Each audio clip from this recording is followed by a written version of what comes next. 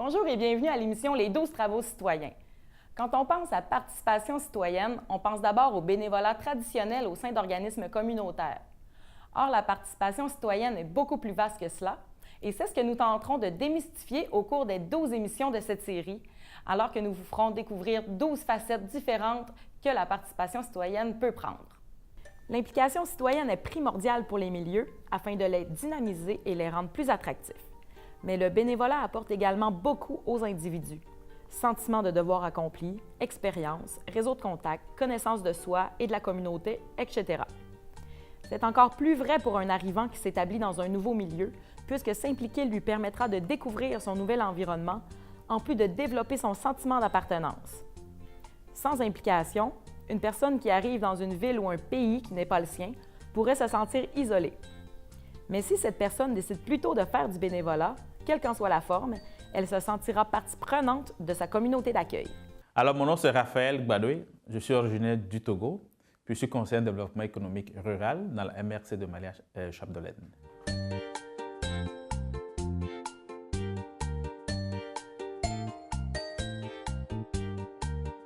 Alors, je dirais que je me suis impliqué depuis toujours. Je suis arrivé en 2004 à Saint-Hyacinthe. Donc, depuis Saint-Hyacinthe, je m'impliquais déjà dans la communauté mascoutaine à l'auberge Le Baluchon pour aider les jeunes élèves qui font du décrochage, mais qu'on accompagne à retourner aux études, à les aider à s'intégrer dans la communauté un tout petit peu, à se prendre en charge. Alors, je l'ai toujours fait à Saint-Hyacinthe.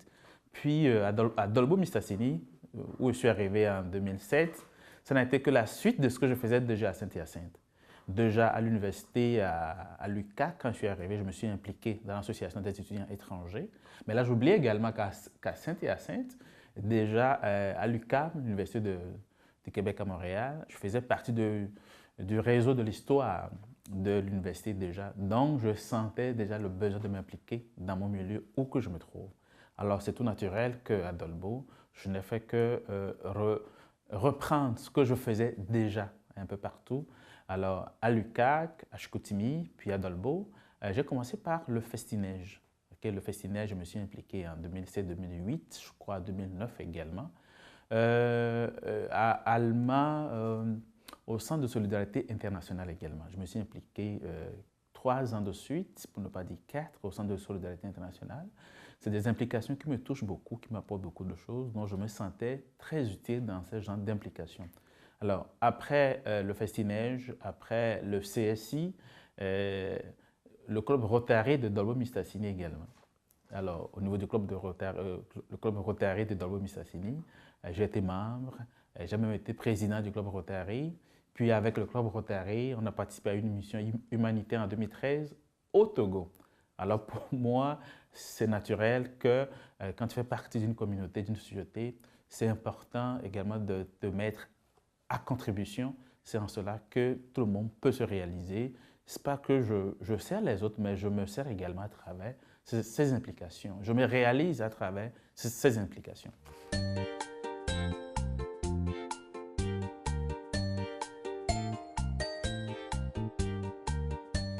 Le sentiment d'appartenance, oui, mais mon intégration dans la communauté. Parce que en s'impliquant dans des activités, en s'impliquant dans des organismes, on découvre, on comprend très bien comment ça marche. Alors c'est à travers comment ça marche qu'on peut facilement se dire, OK, comment je peux également apporter ma contribution dans ma communauté. Alors l'intégration, c'est une très bonne chose, mais comment tu arrives à comprendre comment ça marche, c'est en faisant du bénévolat, en t'impliquant, en travaillant avec tout le monde, non seulement dans ton milieu professionnel, tu le fais déjà, tu es payé pour le faire, mais à l'extérieur du milieu professionnel, tu découvres autre chose que peut-être les collègues au bureau ne pourront pas te dire ou t'apporter. C'est en cela que le change, que l'implication va t'apporter, va t'amener à t'intégrer, à développer un bon sentiment d'appartenance.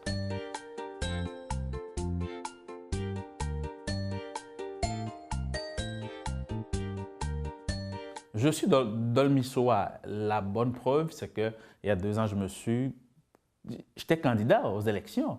Alors, c'est mon implication dans le milieu qui m'a donné le goût également de faire plus en devenant candidat aux élections municipales. Oui, ça n'a pas marché, mais également comme citoyen dans le Missouri, comme citoyen québécois, canadien, il faut participer à la vie sociale, politique, économique de son milieu. Alors, ce n'est qu'une suite logique. Alors, l'implication, c'est une très bonne chose.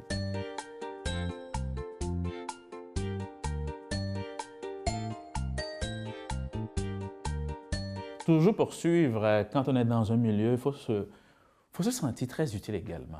Il faut se sentir très utile depuis le bas âge. Il n'y a pas d'âge pour commencer à s'impliquer. Depuis le collège, depuis le primaire, fait partie des équipes de travail à l'école. Ça nous amène à sortir de notre isolement. Parfois, on est tous timides. Moi, je dirais que ma timidité, j'ai réussi à vaincre ma timidité à travers mes implications. Alors, c'est quelque chose que j'ai gagné personnellement en étant plus très timide. Aujourd'hui, oui, j'arrive à m'exprimer, mais il y a quelques années, ce n'était pas évident de pouvoir s'exprimer.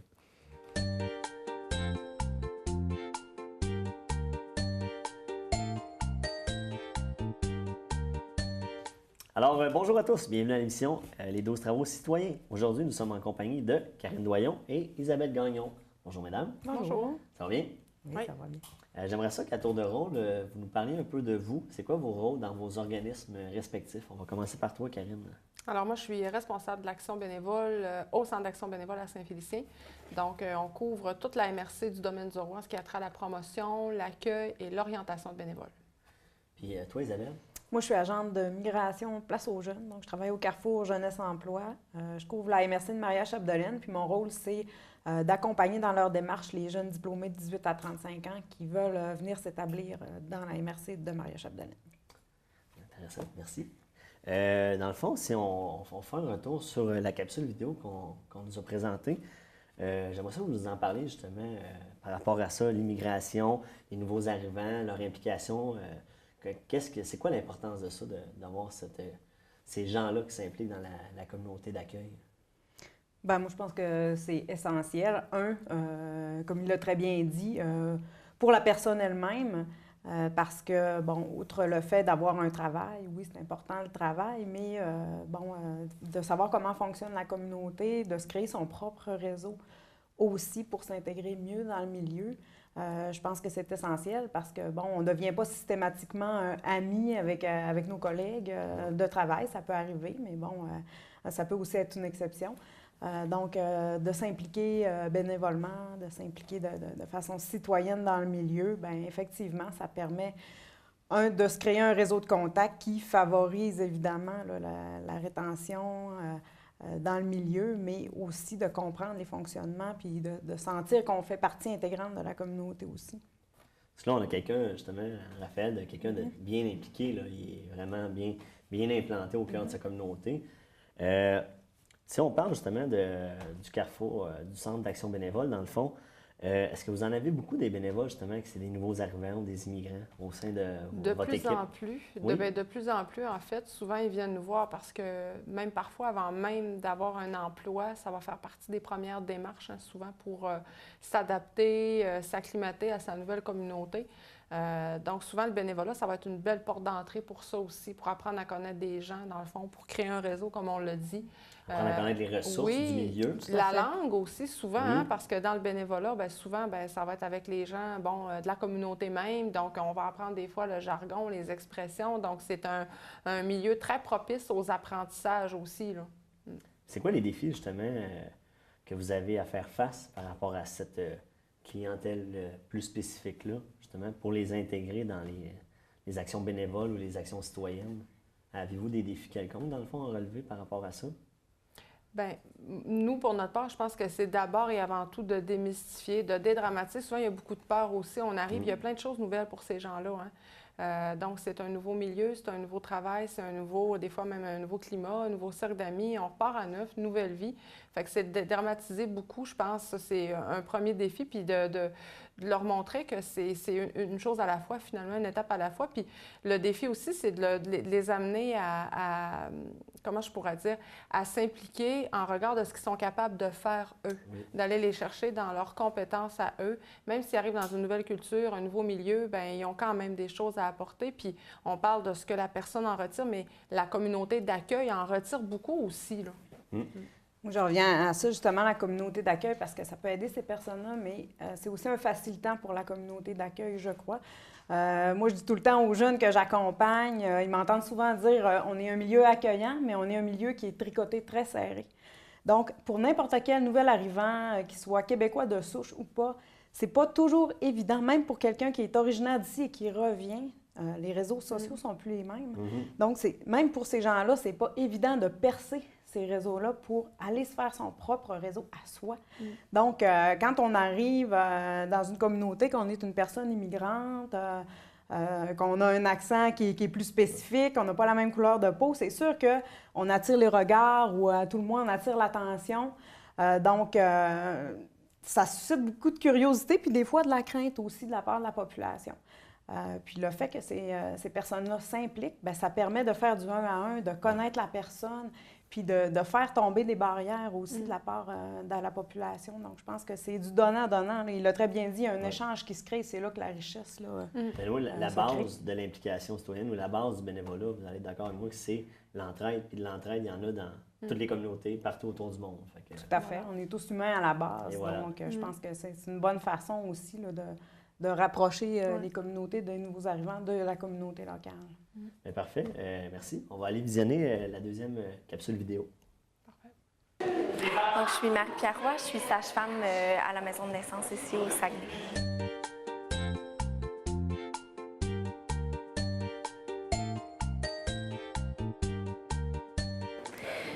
Ça a fait beaucoup de sens pour moi. Je viens de la Rive-Nord de Montréal, puis le choix entre une région qui est culturellement plus riche, qui a un projet de développement aussi de la pratique sage-femme qui était différent, qui me ressemblait beaucoup. Entre les deux, ça n'a vraiment pas été difficile de choisir. Ma belle famille aussi est toute au Lac-Saint-Jean, donc on a choisi de s'acheter une maison à Saint-Félicien. Ça a fait vraiment du sens, ça leur rejoint mon besoin de nature et de contact avec les éléments qui nous sont offerts. Là, on est sur le bord d'une rivière, avec notre maison qui est beaucoup plus accessible que si on avait essayé de s'acheter autour de Montréal.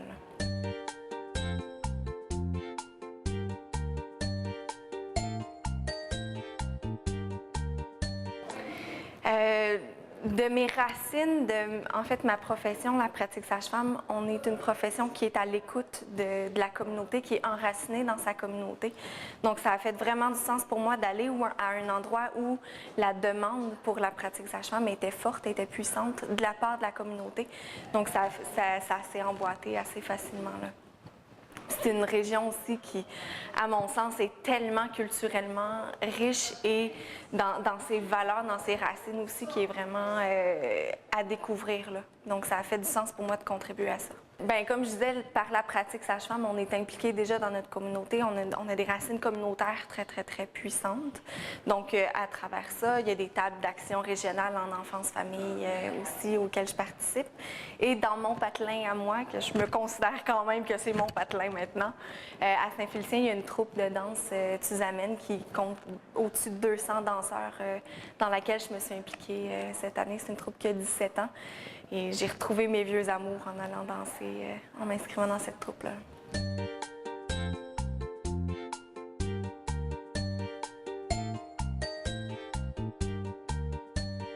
Absolument. Notre formation, c'est un baccalauréat de 4 ans et demi. Et dès ma première année, je suis venue ici donner des formations, tenir des kiosques, par exemple au Salon de parents aujourd'hui à Longueuil, où j'ai tenu kiosque pour expliquer c'est quoi la pratique sage-femme au Québec et comment ça pouvait s'implanter dans la région. Donc oui, depuis 3 ans, je fais pas mal d'allers-retours entre le Lac-Saint-Jean et le Saguenay, et peu importe où je me trouve au Québec dans les 3 dernières années, là.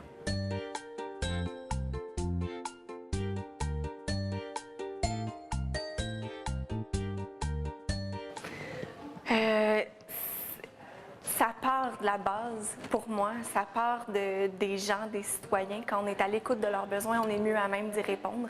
Donc, mon implication, mes rencontres avec les gens de la communauté, avec les citoyens.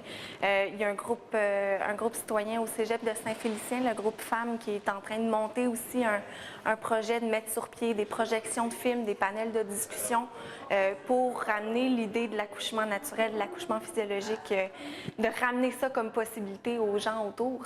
Donc, en allant écouter les besoins des personnes, on est mieux à même d'y répondre. Donc, c'est pour ça que l'implication dans la communauté, pour moi, est importante, parce que ça me permet de faire mon travail et d'offrir la possibilité d'un suivi sage-femme là où elle est nécessaire.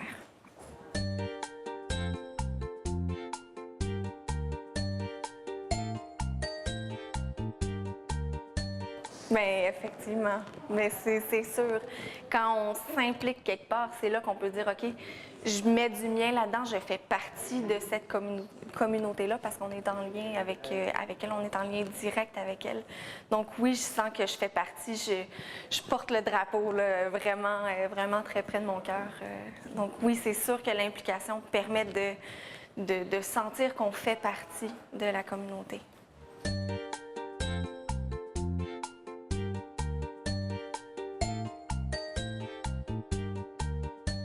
Alors, mesdames, on fait face à une jeune femme qui est quand même déterminée et impliquée dans sa communauté. Oui. Vous pensez quoi de ça, ce retour aux sources-là de sa part?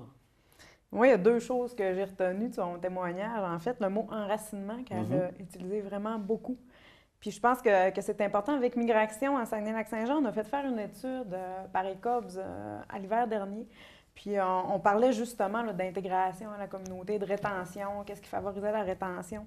Puis il y a beaucoup l'implication, le réseau social jouait beaucoup, puis nous, on pense que c'est par l'implication beaucoup que ça se passe. Puis je pense qu'elle en est une preuve, là, vraiment. Donc, plus tu t'impliques, plus tu te sens enraciné dans ton milieu, tu sens que tu en fais partie, tu as moins le goût de le quitter, ça c'est évident. Donc, tu te crées un réseau. Il y a ça d'une chose. Puis l'autre chose que je voulais amener, c'est qu'elle a parlé justement amener quelque chose de nouveau, qu'est-ce qu'elle pouvait amener de nouveau dans son milieu. Moi, je dis souvent ça aussi aux jeunes que j'accompagne, c'est qu'on a un milieu qui est ouvert, qui est ouvert aux nouvelles possibilités. Et bon, les jeunes qui arrivent de l'extérieur, qui n'ont pas nécessairement grandi au Saguenay-Lac-Saint-Jean, ils ont vu beaucoup d'autres choses. Ils peuvent s'inspirer des projets qu'il y a ailleurs. S'ils arrivent ici, puis ils ont une inspiration, il y a une activité qu'ils ne retrouvent pas ici ou un projet, puis qu'ils ont le goût de le démarrer, bien, il y a de la place pour ça. Je pense qu'elle en est un bon exemple aussi. Moi, c'est les deux choses qui m'ont marqué de son témoignage, qui m'ont allumé. Puis des fois, c'est un retour aussi qu'on fait. On est natif d'une région, on quitte pendant un certain temps, puis on revient. Bien, si par exemple, après 7 ans, 8 ans, 10 ans, bien, le réseau social n'est plus le même du tout. Là. Donc, quand on revient comme ça dans sa région, bien, il y a plein de choses qui peuvent avoir changé. Fait que de s'impliquer comme ça, d'intégrer un comité, d'intégrer un projet, de soumettre ses idées, ça peut être une façon de réintégrer tranquillement, même si pourtant on vient de ce milieu-là. Il peut y avoir une bonne différence à un retour comme ça aussi. Là. Fait que je pense que de s'impliquer, ça peut permettre ça aussi. Là. Puis on ne se cachera pas en région, il y a quand même ça, quand on parle de besoin d'enracinement, ça répond aussi, il y a des valeurs communes par rapport à ça, les valeurs familiales qui sont transmises ici en région, ça répond à un besoin spécifique aussi. Si on prend son cas justement de Marie-Pierre Roy, dans le fond, elle s'implique aussi au niveau des sages-femmes, puis je ne sais plus pas tout si je m'en vais avec ça. J'ai pris... On peut-tu... C'est bon? C'est bon. Je recommence ma question. Ça va être totalement autre. Oui. Bon.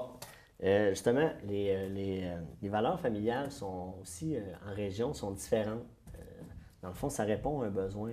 Tantôt, tu parlais de besoin d'enracinement. Comme elle, cette jeune femme-là, de revenir ici, elle a pu établir un peu plus son réseau familial, sa famille, l'accessibilité justement à la maison. C'est toutes des choses qui sont des fois en ville, plus près des grands centres urbains, qui sont plus difficiles. Mais le fait que ça répond à son besoin, elle peut justement prendre de son temps pour s'impliquer d'une autre façon dans sa communauté. Bien voilà, tu viens de dire ce ce qu'on vante aussi de la région, justement, aux personnes qui arrivent des grands centres, c'est que, bon, en ville, le temps que tu prends pour voyager, si tu restes sur l'île, si tu travailles sur l'île de Montréal et tu restes en banlieue, tu vas faire passer passablement de temps dans ta voiture, entre la maison et le travail, le temps d'aller chercher des enfants et tout ça. Bien, c'est pas du temps de qualité que tu peux passer avec ta famille ou encore à pratiquer un loisir ou à t'impliquer aussi. Voilà. Donc, c'est aussi un avantage qu'on retrouve en région, d'avoir plus de temps, entre autres, pour s'impliquer. Diriez-vous que implication citoyenne est synonyme d'écoute des citoyens aussi? De par le fait qu'en s'impliquant auprès de sa communauté, on est aussi plus près, on est plus à l'écoute de sa communauté aussi. Bien, on est certainement plus à l'écoute de ses besoins, on est plus au fait de ses besoins parce que, bon, comme on disait dans les capsules, ça permet de connaître la communauté, de connaître comment ça fonctionne, de connaître les autres organisations, de savoir les systèmes, comment on fonctionne avec tout ça. C'est sûr que nous, on donne à la communauté. Ça permet ça. La communauté nous redonne aussi. Je reviens toujours à la notion d'échange là-dedans, qui permet finalement l'enracinement. Mais c'est sûr que ça permet une meilleure compréhension de la société ou du milieu dans lequel on vit. Ça, c'est sûr. Toi, Karine? Bien, je pense aussi que ça permet souvent de parler en connaissance de cause. Parce que des fois, on intègre un nouveau milieu, puis on est porté à critiquer certaines choses, ou on va émettre des commentaires par rapport à une organisation quelconque. Mais quand on s'implique, on voit le revers aussi, l'arrière finalement de tout ça. Puis des fois, on comprend des choses. Fait que ça permet aussi d'être sensibilisé à comment ça fonctionne un peu, puis de dire, OK, là, je comprends maintenant pourquoi ça fonctionne comme ça dans ma localité, c'est parce que c'est pour telle raison. Fait que ça permet aussi de prendre conscience de plein de choses, mais sous un autre aspect quand on s'implique puis quand on s'engage dans quelque chose. Dans le fond, pour conclure l'émission d'aujourd'hui, dans le fond, le besoin d'être écouté et la valeur d'écouter aussi est importante. Et puis, dans le fond, ça permet justement, puis venir justement s'impliquer en région, bien, ça nous donne le temps aussi, on a plus de temps à le faire. Donc, ça répond à ces besoins-là. Okay. Tout à fait. Bien, merci beaucoup. Merci. Et puis, bien, c'est ce qui complète une autre émission des 12 travaux citoyens. Je vous donne rendez-vous pour une prochaine émission. Merci. Merci.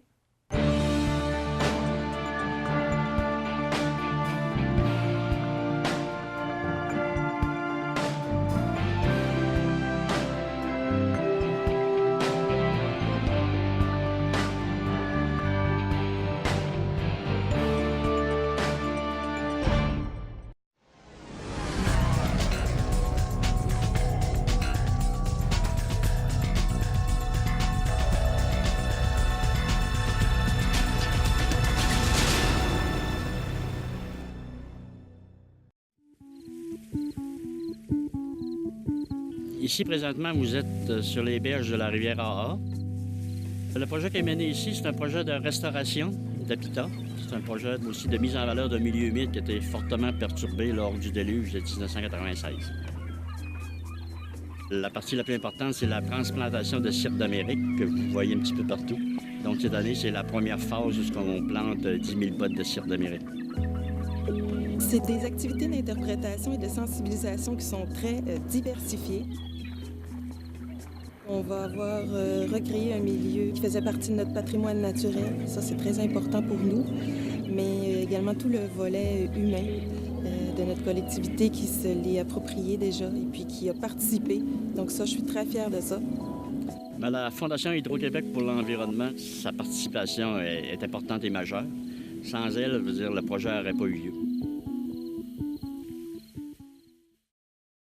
Alors bonjour, ici Guillaume Pétrin, animateur à TVLDM9. Manquez pas, la prochaine saison hiver 2016 au programme, plusieurs émissions, dont le bol d'or d'improvisation, Tout sur tout, Qu'en pensez-vous, Accès MRC, Capsule Espérance, Babillard TVLDM9 et les nouvelles émissions, les 12 travaux citoyens, Place aux saines habitudes de vie, Mon CFP, Électron libre et Rétro Hebdo.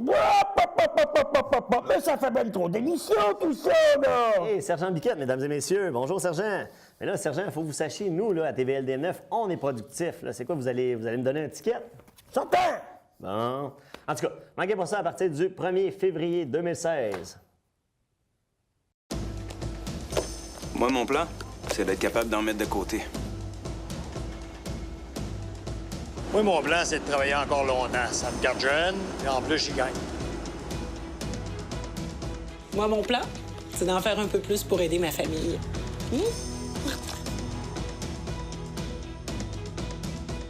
Créer une série de mesures au service de tous les Québécois, c'est ça notre plan.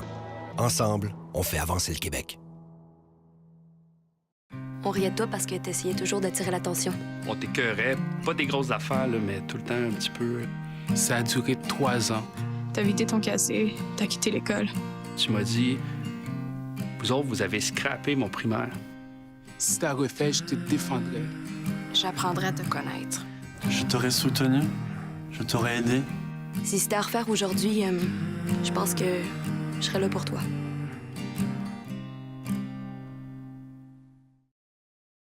Stéphane Turcotte, technicien informatique. Tommy Dechaine, opérateur chez Résolu. Sébastien Morel, technicien en administration. Philippe Hood, technicien forestier. Carole Noël, estimateur.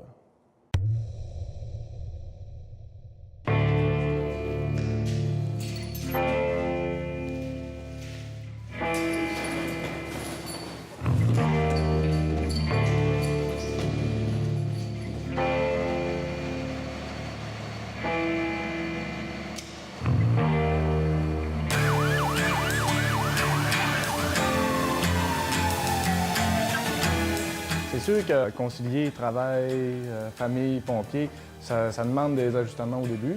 S'assurer que si on part faire des commissions, c'est moi qui pars avec le bébé. Comme ça, s'il y a un corps, il peut y aller directement. Quand j'étais petit, je voyais les camions de pompiers. C'était merveilleux de voir ça. Puis je me suis toujours dit qu'un jour, je serais dans ce camion-là.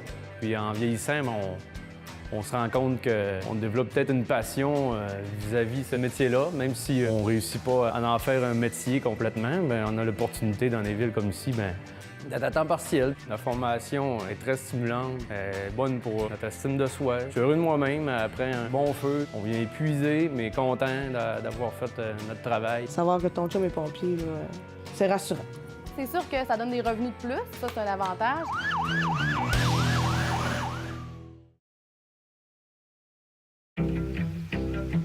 J'aimerais ça habiter dans un endroit où l'électricité est produite localement. J'aimerais ça que notre électricité soit abordable pour tout le monde, partout au Québec. Et j'aimerais surtout ça que cette électricité-là, on en profite chez nous. Bienvenue chez vous. Kim Robitaille, conseillère en tarification. On travaille à ce que l'augmentation de nos tarifs soit similaire à celle du coût de la vie, pour qu'ils restent les plus bas d'Amérique du Nord.